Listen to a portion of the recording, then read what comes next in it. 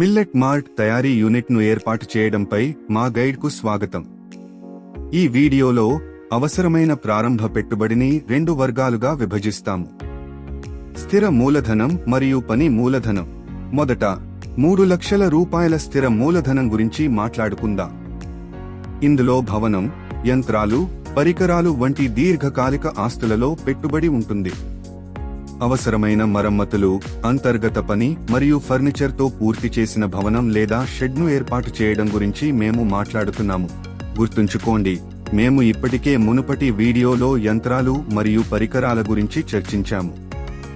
బీమా, లైసెన్సులు మరియు అనుమతులు వంటి ఖర్చులు కూడా స్థిర మూలధనంలో చేర్చబడతాయి.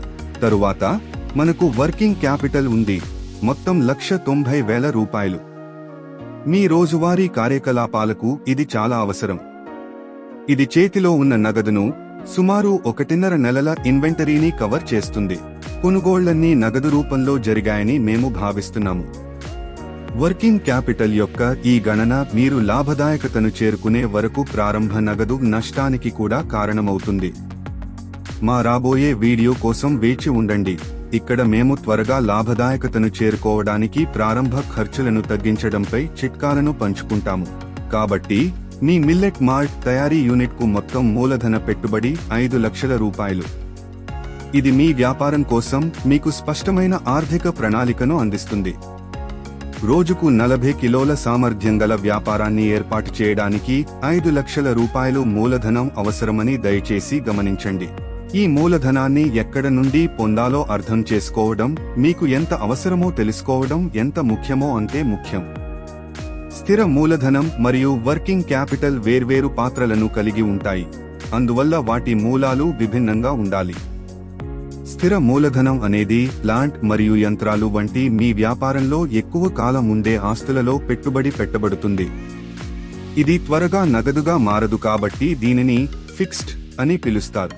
స్థిర మూలధనాన్ని సేకరించడానికి వ్యక్తిగత పొదుపు, స్నేహితులు మరియు కుటుంబ సభ్యుల సహాయం, భాగస్వామ్యాలు లేదా లాభాలను తిరిగి పెట్టుబడి పెట్టడం వంటి తక్షణ తిరిగి చెల్లించాల్సిన అవసరం లేని దీర్ఘకాలిక సహన వనరులను పరిగణించండి. మరోవైపు వర్కింగ్ క్యాపిటల్ మీ రోజువారీ వ్యాపార కార్యకలాపాలకు జీవనాధారం. మీరు ముడి పదార్థాలను కొనుగోలు చేయడానికి మరియు నిర్వహణ ఖర్చులను భరించడానికి దీనిని ఉపయోగిస్తారు. దీనిని వర్కింగ్ క్యాపిటల్ అని పిలుస్తారు, ఎందుకంటే ఇది మీ అమ్మకాల చక్రంతో కదులుతూ ఉంటుంది. ఇది 1 వారం నుండి 3 నెలల వరకు ఉంటుంది. దీనికి తగిన వనరులు స్వల్పకాలికం నుండి మధ్యకాలికం కావచ్చు, బహుశా స్థిర చెల్లింపులను కలిగి ఉండవచ్చు. ఎంపికలలో కమ్యూనిటీ సంస్థ రుణాలు లేదా తక్కువ వడ్డీ రేట్లతో బ్యాంకుల నుండి ఓవర్ డ్రాఫ్ట్ మరియు నగదు క్రెడిట్ సౌకర్యాలు ఉన్నాయి. ఈ ఆర్థిక ప్రణాళిక వ్యూహంతో మీరు విజయవంతమైన మిల్లెట్ మాల్ట్ తయారీ విభాగాన్ని స్థాపించే మార్గంలో ఉన్నారు. ఈ వీడియో చూసినందుకు ధన్యవాదాలు. లైక్ చేయండి, షేర్ చేయండి మరియు వ్యాపార్ కోచ్ ఛానెల్కు సబ్స్క్రైబ్ చేయండి.